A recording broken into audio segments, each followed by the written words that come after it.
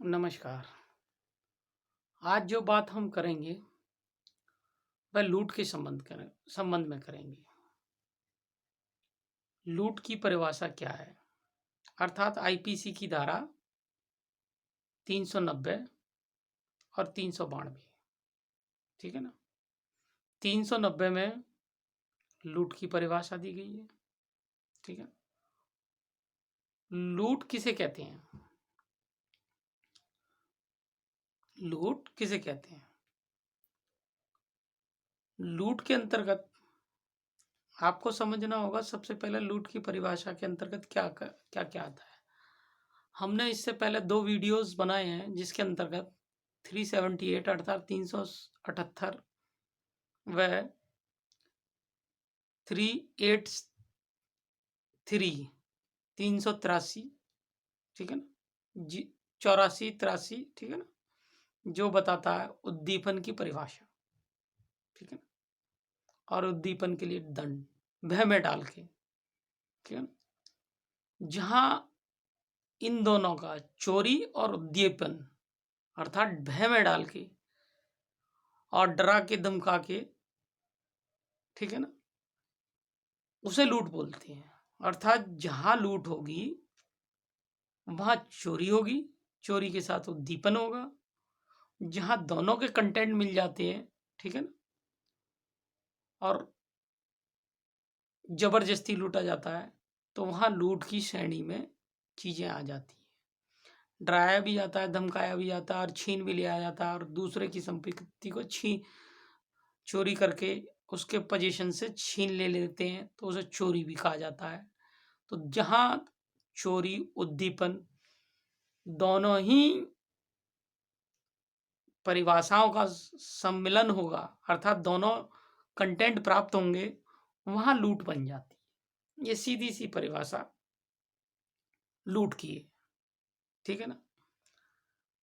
IPC के अंदर विशेष बात यह है कि लूट के लिए किसी व्यक्ति को कितनी सजा दी जा सकती है।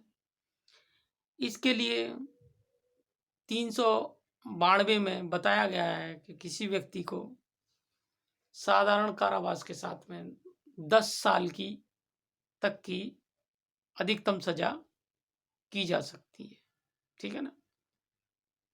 ये केस भी अक्सर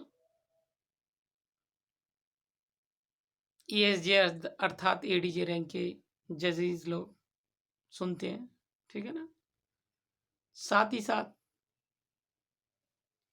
कुछ मामलों में आपने देखा होगा कि लूट के प्रयास भी होते हैं, ठीक है ना।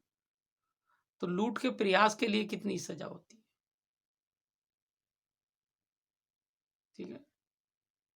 393 के अंतर्गत लूट के प्रयास के लिए 7 साल तक की सजा की जा सकती है। प्रयास के लिए, प्रयास मतलब अगले व्यक्ति के द्वारा लूट के मामले में पूरा प्रयास किया गया था। लूट अर्थात जिसमें डर भी था, चोरी भी थी और इरादा भी था, सब कुछ था, लेकिन वहां चीजें अवेलेबल नहीं हुई या डराया दिया, धमका दिया, लेकिन संपत्ति नहीं मिली। वहां हो गया खाली प्रयास, ठीक है ना।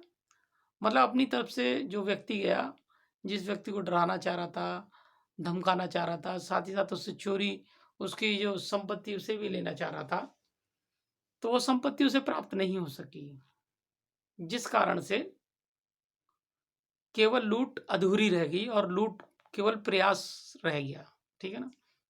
जहां प्रयास रह गया तो वहां कम से कम 7 साल की सजा माननीय न्यायालय के द्वारा दी जा सकती है, ठीक है ना। इस केस को भी ज्यादातर उच्च न्यायालय, और उच्च न्यायालय से मतलब एडीजे साहब, रैंक के या एसजे रेंज के लोग सुनते हैं, ठीक है ना। उपयुक्त मामले की कार्रवाई भी पुलिस रिपोर्ट के आधार पर ज्यादातर केसेस बनते हैं, तो उसी हिसाब से एविडेंस कार्रवाइयाँ और हाजिरी प्लस ऑर्डर जजमेंट मान्य न्यायालय के द्वारा उपयुक्त वादों में सुनवाई की जाती है और सही समय पे डिसीजन देने की कोशिश की जाती है। नमस्कार, मिलेंगे।